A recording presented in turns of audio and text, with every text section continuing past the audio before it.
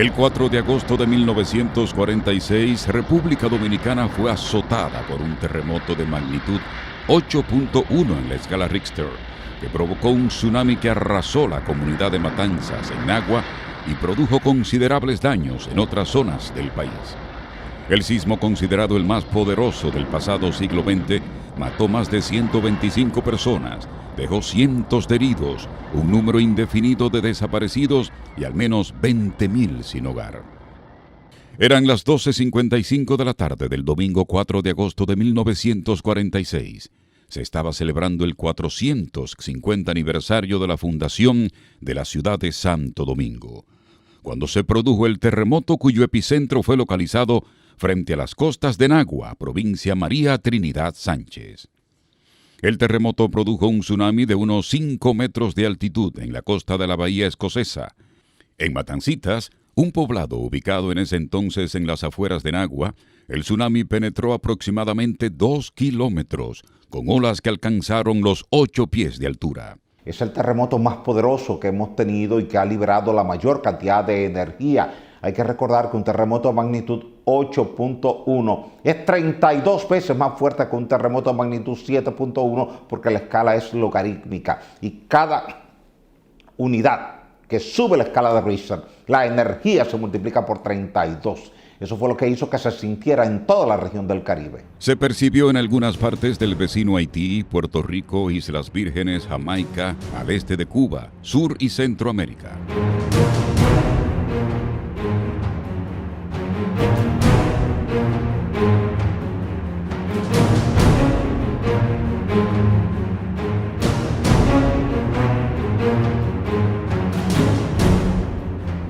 La zona más golpeada fue Matanzas, en Nagua, donde el mar se retiró, y hubo gente que empezó a cruzar para recoger peces y objetos, pero al regresar el mar, las aguas barrieron con todo a su paso.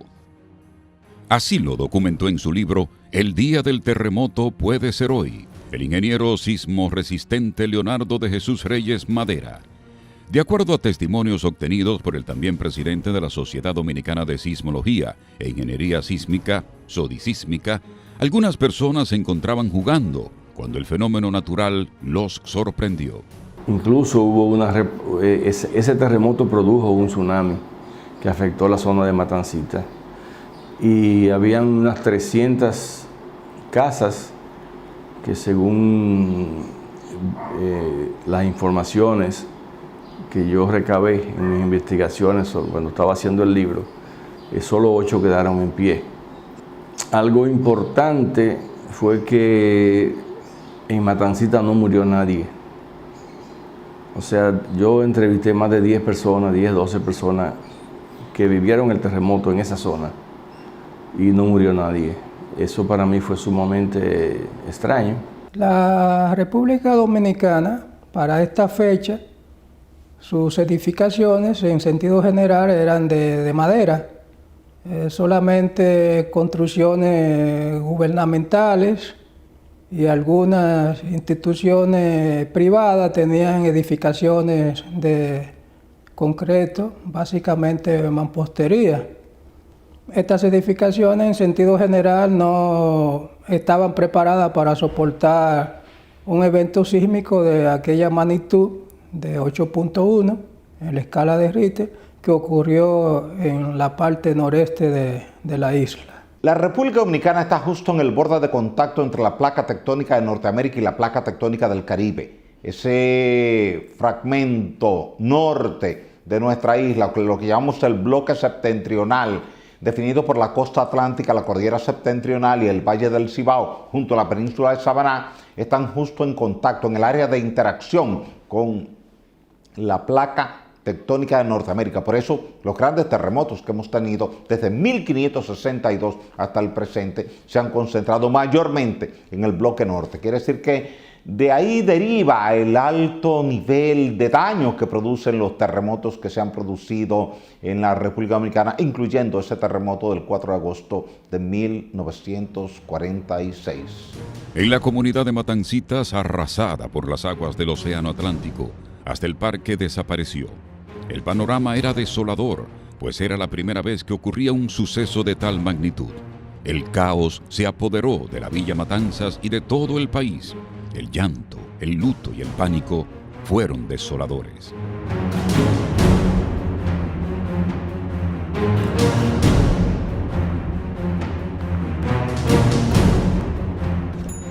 En Matancitas se improvisó un campamento para atender a los damnificados y la destrucción del denominado terremoto de Santo Domingo fue registrada al detalle en el periódico La Nación. La noticia de la tragedia dominicana también fue publicada en la primera plana del periódico estadounidense The New York Times, en su edición del 9 de agosto de 1946, y en el periódico El Mundo de San Juan, Puerto Rico, el cual hizo gran cobertura de la tragedia dominicana. La ayuda no tardó en llegar por vía aérea y marítima por orden del generalísimo Trujillo, quien llevaba en ese tiempo 16 años en el poder.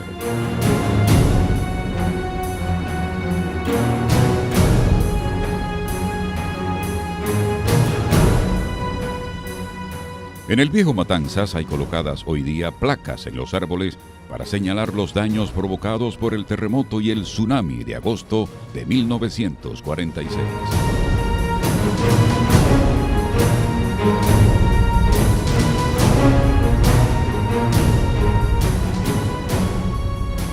En varias comunidades de la región noreste, el fenómeno natural causó estragos.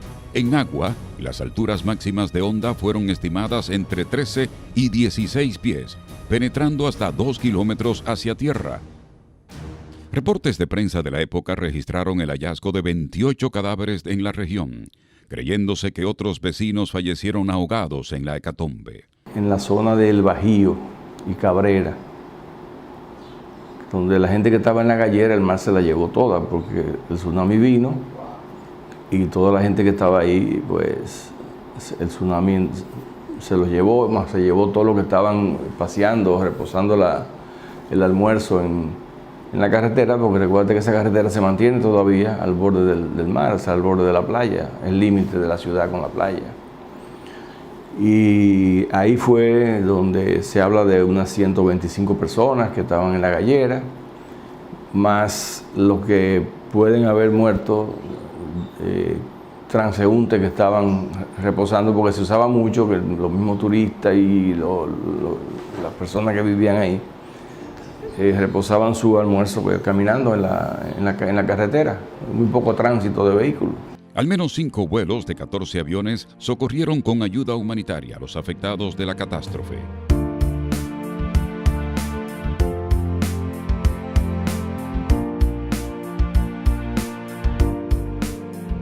En Samaná, las pérdidas fueron considerables, en especial en la bahía.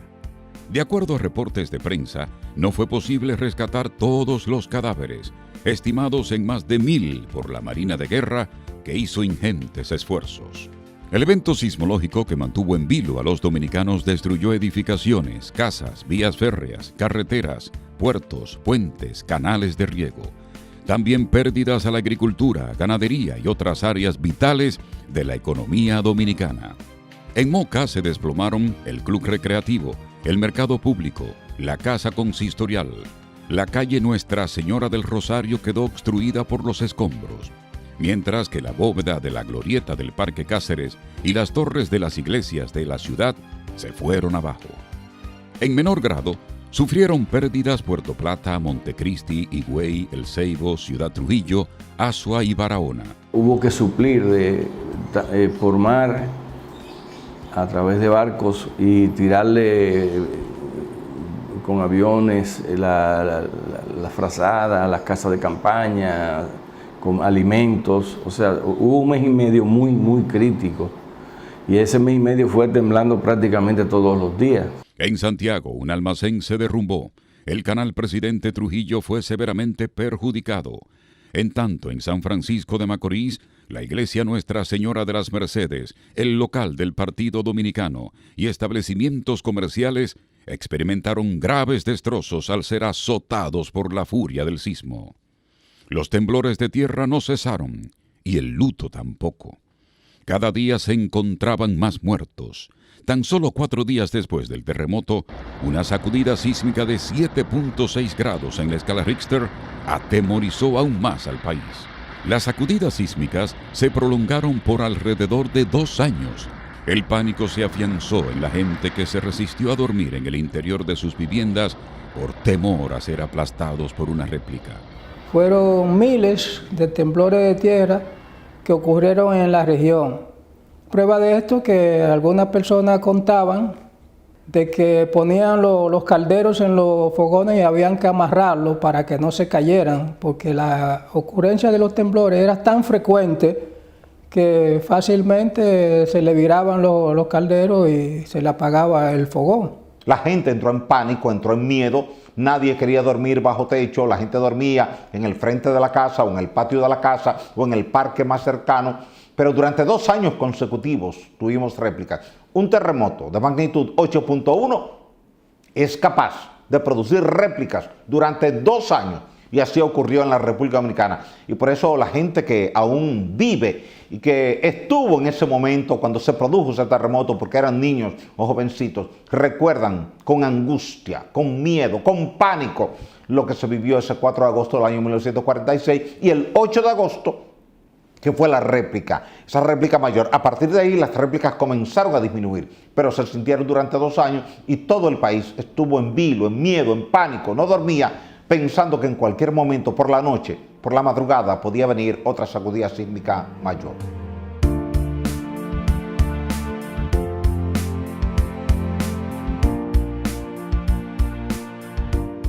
Las cifras son disímiles, considerando que ya teníamos al gobierno de Trujillo y que Trujillo había sido golpeado por el huracán San Zenón el 3 de septiembre del año 1930. Trujillo entendía que presentar la cifra real de muertos y heridos por ese terremoto podía llevar a la población a sublevarse contra él, porque este pueblo siempre cree muchas cosas y entiende que si ya el gobierno había sido golpeado por un terrible huracán como San Zenón y ahora estaba siendo golpeado por un terrible terremoto, el mayor de toda la historia, era una señal de Dios y de la naturaleza de que no querían a Trujillo. Eso hizo que Trujillo minimizara los daños. Por eso hay cifras distintas. En algunos casos se habla de 1.800 muertes, en otros casos se habla de 200 muertes. Lo cierto es que la comunidad de Matanzas quedó asolada, quedó destruida. No hay un número que nos pueda decir cómo ahí murieron tantas personas.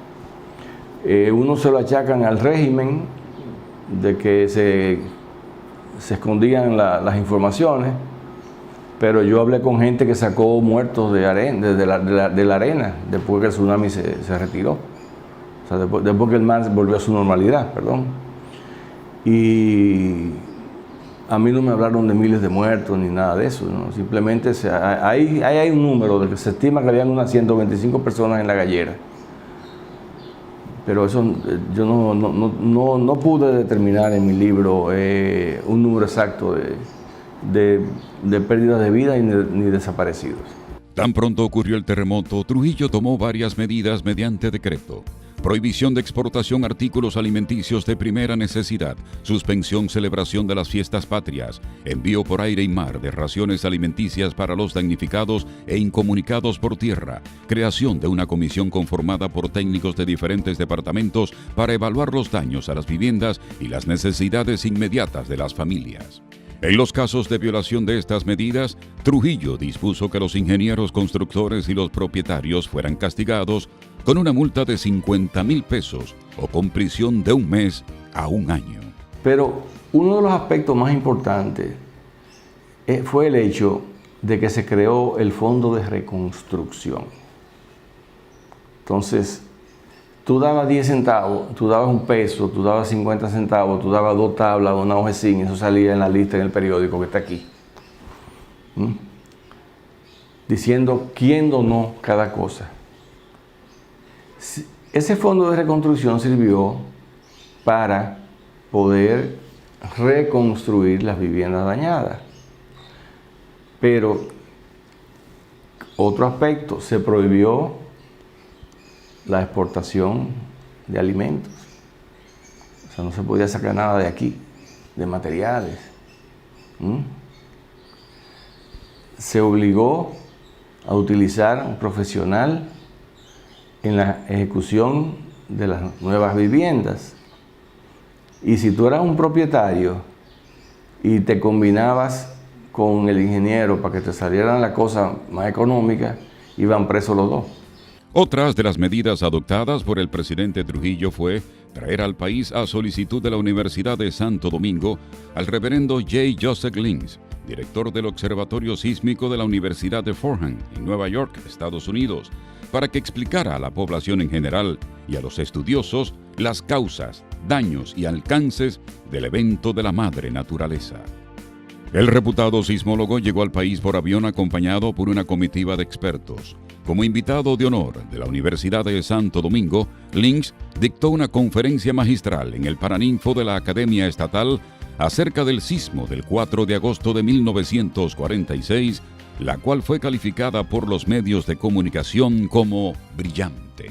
El conocimiento que tenía el padre Lynch y las visitas que hizo a las diferentes zonas afectadas ayudaron a que la población comenzara a entender qué había pasado, porque mucha gente no sabía lo que había pasado, porque mucha gente a lo largo de su vida nunca había sentido un fuerte terremoto, ni mucho menos había visto un maremoto. El último maremoto que habíamos tenido había sido el de Manzanillo en el año 1842, y toda la gente que había vivido la experiencia del maremoto de Manzanillo ya había fallecido, ya no estaba sobre esta tierra. En consecuencia, el padre ayudó a orientar la población explicando desde el punto de vista científico qué había pasado y por qué esto es normal en determinadas zonas del planeta Tierra. Después de la visita del padre Lynch a Quisqueya, se creó el Instituto Sismológico Universitario y la formación del primer ingeniero sismólogo del país, que fue el ingeniero Héctor Íñiguez Pérez.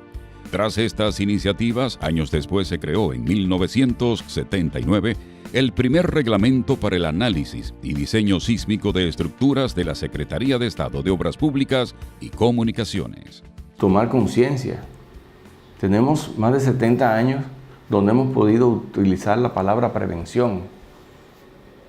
Ese fondo de reconstrucción debió mantenerse, o ese fondo de reconstrucción debiera comenzar a rehacerse.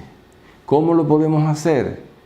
Simplemente vamos a asignarle a cada oficina del Estado que incluya en su presupuesto, vamos a exigirle, no asignarle, vamos a exigirle que incluya en su presupuesto un monto que se destine a la evaluación de los edificios donde están sus oficinas públicas.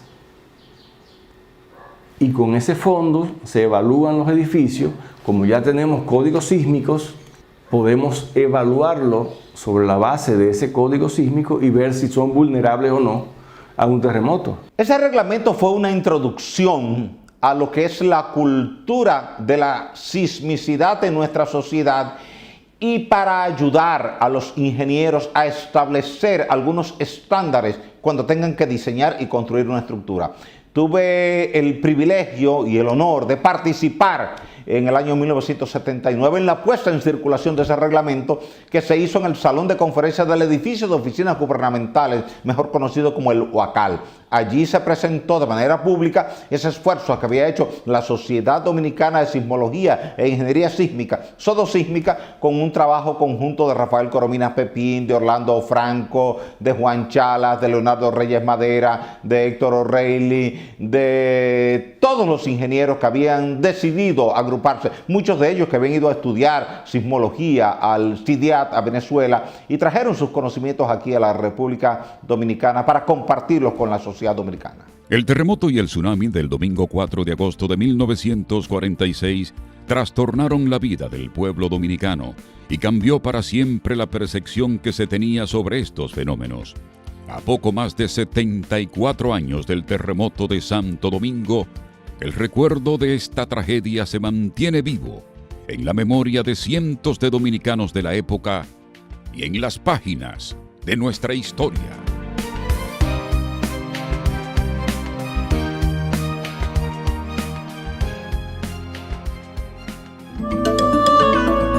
Videocine Palau, canal oficial de René Fortunato en YouTube.